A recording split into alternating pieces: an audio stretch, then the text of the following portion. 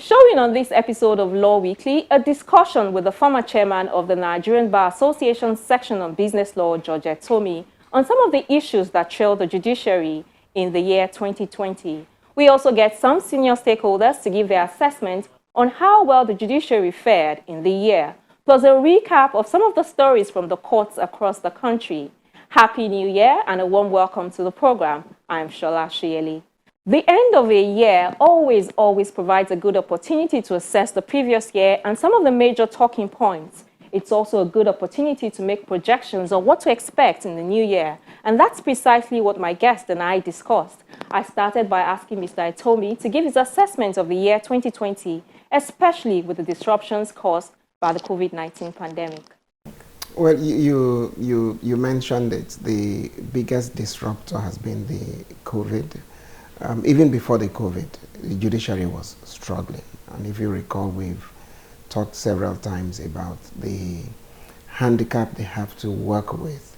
They're not truly independent. They don't control their finances, so it's so difficult for them to plan. They have to depend heavily on the executive arm of government, which is not very good for the judiciary. As a result, we still have loads and loads of congestions in all cadre of our courts. In fact, very recently, the Court of Appeal Justice, very up and doing, has had to set up a task force to decongest and we're talking about cases in the thousands. I hope she really succeeds, because the bottleneck created by these cases hinders a lot, apart from if they're criminal cases, apart from the fact that they actually don't portend any good for the criminals, so-called criminals, because justice delayed is justice denied. On the business front, it's a deterrent to any potential investor.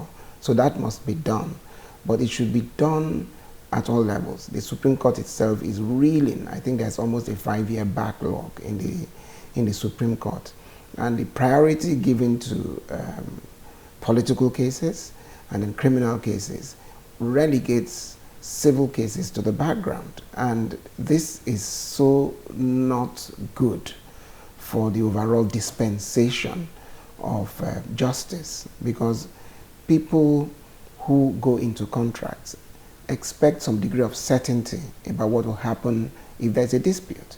Now, if all the disputes have to take a long queue, and take a back seat to political and criminal cases, where do we go?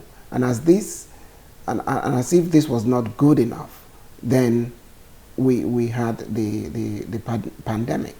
But what's now come out of that is that there was, again, if you recall, a flurry of activities. Oh, let's look at how we can do online hearings.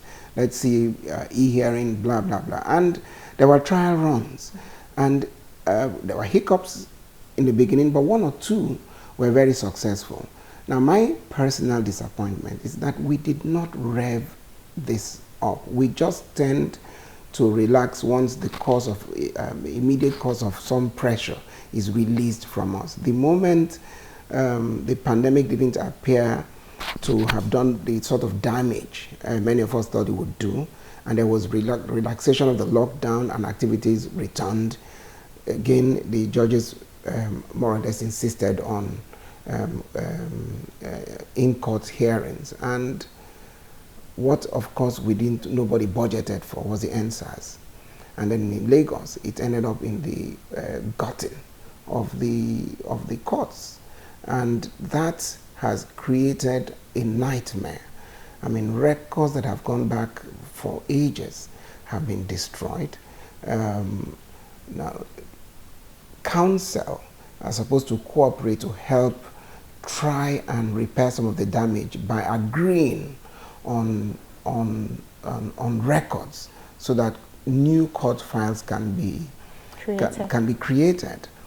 In some cases we've met when especially counsel feel that they have a bad case, they've not cooperated. So the judiciary is really at the mercy of the system. And some may argue it is partially its own fault. And I'm one of those who is very, I recognize the hard work put in by many of these judges, many of whom I know personally, very hardworking, very dedicated, very eager to dispense justice, and just as frustrated as many of us are. But where do you place the blame? Why is our judiciary so reluctant to adapt to change? Because you talked about the virtual proceedings and everyone expected that they would rev it up, and they didn't. Why are we so slow to adapt? I think it's a mixture of factors. One is the personnel, because those who head the courts must embrace this idea. And sadly, many of our heads of courts are still analog, as they put it. So there is this mental block to anything new or anything that tends to run away from them.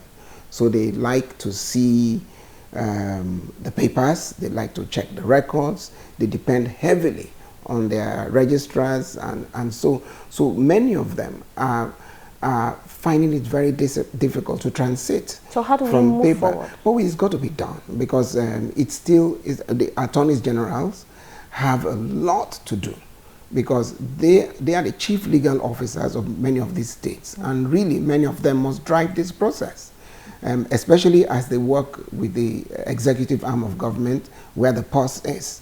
Whatever it takes should be done, because you cannot put a price to the dispensation of justice. Sadly, because justice is not like what you buy and sell the way we buy commodities. People don't tend to put the right value to delays in processes or to denial, in many cases, of justice. So the Attorney General have a lot to play. Many other countries that were caught, as it were, by COVID and resorted to virtual hearings have continued. So in parallel, many of them are doing virtual hearings alongside the physical hearings. And now look at the tragic case of Lagos, where, like, as I mentioned, when the Lagos judiciary courts were gutted down, and now they're looking for a new venue for their courts. Before we go to that, I want to take you back to something that you've also said about the election cases and the criminal cases taking priority over the business cases, and they suffer. What is the solution around that? Again, it all comes down to, I don't know why, honestly speaking, that prioritization exists. It beats me flat. Whenever I go to court and they say election cases must be called first, and then you then give. I know the law says that many of these things are time bound, but everything is time bound and all whatnot. And what we can't also run away from are we the lawyers too. We don't help. We always drag matters. There are so many matters that actually can be settled before they even get to court. And it matters little whether they're election matters or they are criminal matters or they are civil matters, especially the civil matters. So we too are not helping the system by being so fastidious with issues to do with jurisdictions. Many of the cases, if you go check, over 70% are on preliminary issues. The president of the Nigerian Bar Association, in my opinion, should actually call an emergency meeting with the various attorneys general and the heads of courts, and let's sit down, because this is all about us and the system. Because for many of us who practice business laws, we know how disadvantaged we are when we're dealing with major international businesses who don't want to come here. They don't even want to consider Nigeria as a venue for dispute resolution for these same reasons. Because, you see, the reality is one thing, but the perception that we're not serious about dealing with problem compounds the issue. So in 2021, I think really there is nothing more to say but just to do it. That's really what we need to do. First quarter of this year, we must all put our hands to the plow and begin to release the pressure on the judiciary. There are just so many judges. The appointment process is part of the problem. We're not getting the right type of people go to the judiciary.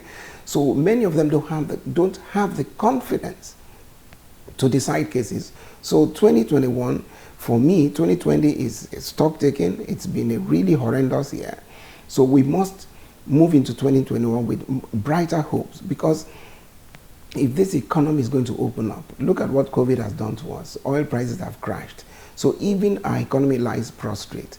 We're looking for alternative ways of rejigging the economy. One way is to get foreign direct investments into this economy. And how do you do that if you do not have a justice system that responds to the need of investors? Timelessly. So, yeah, exactly. While we're talking on that, I wanted to come back to what you said about, you know, the move by the state government to relocate the courts to a private residential area in Ikoyi, following the burning and the looting of the Lagos High Courts. The state judiciary has backed that move. They've given approval for it, but some residents are against it. Is it a move in the right direction? I really don't think it's a move in the right direction. I can understand that they are forced to do it. They say it's a temporary measure, but you see, justice doesn't work that way. Access to justice is so key to the dispensation of justice. The place they want to move to, Osborne, it's not easily accessible to litigants. And like you said, it's a private estate. They're going to struggle with security. It's a gated community. It's a gated community. They're going to struggle with security issues. The communities, they contribute money to cater for themselves. I really and truly sympathize with the pressure that the judiciary have had to make that decision. But there must be alternatives. You see, like I said, justice does not stop and does not wait for anyone. That is a very difficult place to access. And if somebody, for some reason, since we're still insisting on in-court hearings and all whatnot, I don't know how that's going to play out. And then the other problem I have is that how many times have we said something is going to be done temporarily and it ends up being permanent? People can just go there and get too comfortable with it. Where is the parking space for lawyers and litigants?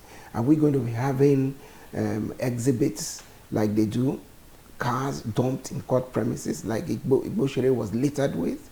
Are we going to have all that?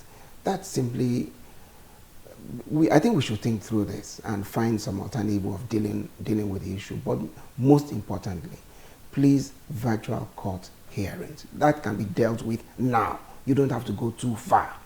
And judges can stay in comfortable locations and begin to do virtual court hearings. And the attorneys general and the executive should drive the process. They should drive that process. Especially with more funding. Exactly. I don't see why it cannot be. So it takes that pressure off. In this new year, what are your expectations from the legal profession? What's new? What should we be looking forward to? Well, 2021, you know, as you know, Michelle, I'm an incurable optimist. Incidentally, the UK has just left the EU, finally, as they say. But before then, they've been reaching out for bilateral trade talks, and Nigeria is one of the countries. That's been in the works forever. For a big while, and then legal services. They want legal services back on the table. And should we open up on us? Yes, when you were chairman section of business law. In my days, that was when the debate came, and thanks to Mrs. Unfonosoro, who sort of brought it to our knowledge. It's been on the front burner. So, incidentally, I'm co-chair with Helen Grant, an MP in the UK. We're co-chairing the trade sessions between Nigeria and the UK. What's that supposed to achieve? And it's supposed to look at the modalities for cooperation as it pertains to legal services as part of the wider trade negotiations going on between Nigeria and the UK. I'm working with Olisa Bakova, senior advocate, A.B. Mahmoud. They were presidents in their times, yes, who were also very close to this topic.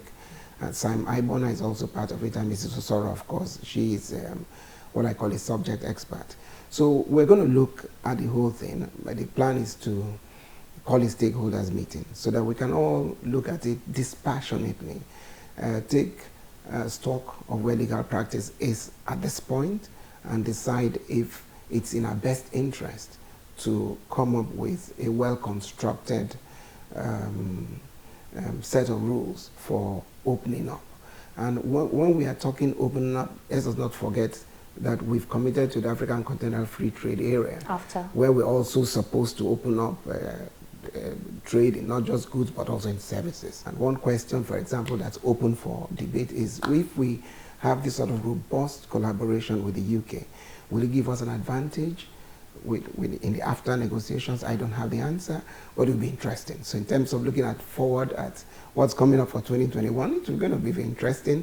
So you'll be getting stakeholders' opinions. Yes, what this opens up for us. And perhaps I should also squeeze in that I'm going to be a bit busy working with the Nigerian Stock Exchange with the claims review panel, because again, another major thing that has happened in the history of the stock exchange is the demutualization exercise, which is now moving the stock exchange to a public limited company.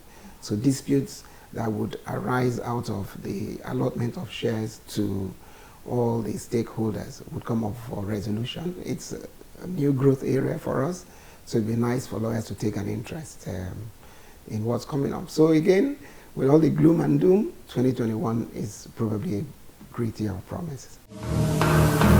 It's always good to begin a new year on a note of optimism. Up next, I have the views of some senior stakeholders in the justice sector on how the judiciary fared in the year 2020. We opened the year 2020 with the biggest controversial judgments that came out from the apex courts in recent time after the presidential election of 2019. It was so scandalous that no one has been able to analyze that judgment to today.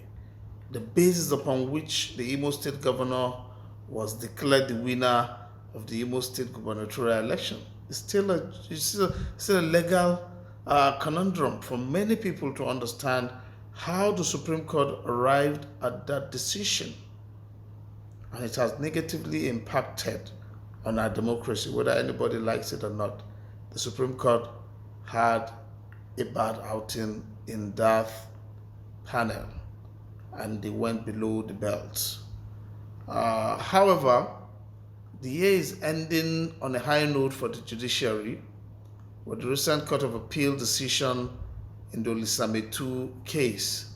I am proud of the panel of the Court of Appeal that took a good swipe on the High Court judge who personalized a criminal proceeding and went ad hominem, attacking the accused person as if they had quarrel before them. So the Court of Appeal was right in throwing away that decision. So I would say the year is ending on a high note for the judiciary, and pray that they will continue to be courageous in the year 2021 and operate in a way that places the interests of the nation above personal interests or even government interests. In assessing the judiciary and how it fared, let us have at the back of our mind that the year 2020 has been a year like no other, in the sense that with the advent of coronavirus, of course the first case with regards to Nigerian judiciary, the first case of the virus was identified in Nigeria in February, shortly after the year began. By April, the lockdown set in from the federal government, and of course the state governments also were forced to lock down, all in a bid to stem the tide of the spread of the virus. The judiciary, like all other sectors, was adversely impacted. But the good news is that we saw the judiciary rose to the occasion proactively. They were very innovative around issues. Taking litigation, for example, everything you do with regards to litigation is guided by time. Time is of essence. From the time your cause of action arose to the time you file your processes, service, and all of that leading to the eventual hearing. All are regulated by time. Now the question was, how do we get around this situation? Again, the need for virtual hearing arose. And don't forget that before this time in Nigeria, with regards to litigation, everything was manual. Technology was not so much in use. But then came what we call the new normal. We had to deploy technology for virtual hearing. Most of the judges, the lawyers, litigants, and in fact the staff of the judiciary were not trained in the deployment and use of this technology. That became also an issue. We saw, however, that the authorities within the judiciary rose to the occasion almost immediately, rolling out practice, procedures, regulations, and all of that to enable effective functioning of virtual hearing. The issue of constitutionality of virtual hearings also came up, and the Supreme Court immediately rose to the occasion and ruled that it was constitutional. When judges gives judgment against government and government refused to abide by court orders, then we are setting a precedent for litigants and the common man who approach this court not to obey court orders. And that's a big problem at hand. Government ordinarily needs not to be told that court orders, as bad as it may be, must be obeyed. And once government decides to disobey court orders, then you find common man on the streets disobeying court order. And government will not be able to do anything about it because they started it first. And that's why you find out that some accused persons can jump bail without recourse to those who have stand as sureties and making a mockery of the third arm of government. I believe that government has a responsibility towards ensuring that court orders, as bad as it may be, are being obeyed. I believe that the judiciary needs to work harder and better than it is now. And on the home stretch, we bring you a recap of some of the activities from the courtrooms that sat in the last week of last year. We begin with the report that a federal high court in Abuja has admitted the original copy of the University of Ibadan degree certificate of a witness as part of efforts to establish the certificate forgery suit instituted against the Edo State Governor, Mr. Godwin Obaseki, by the All Progressive Congress. The certificate, belonging to Professor Emmanuel Balogun, who also graduated from the University of Ibadan alongside Governor Obaseki, was admitted as exhibit by Justice Ahmed Mohammed at the resumed hearing of the suit.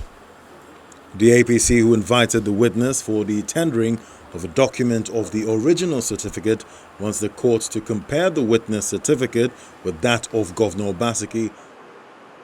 Staying with cases surrounding the Edo State governorship election, a federal high court sitting in Abuja has dismissed the suit filed by the People's Democratic Party challenging the eligibility of Mr. Osage Ize-Iyamu for taking part in the September 19, 2020 Edo governorship election.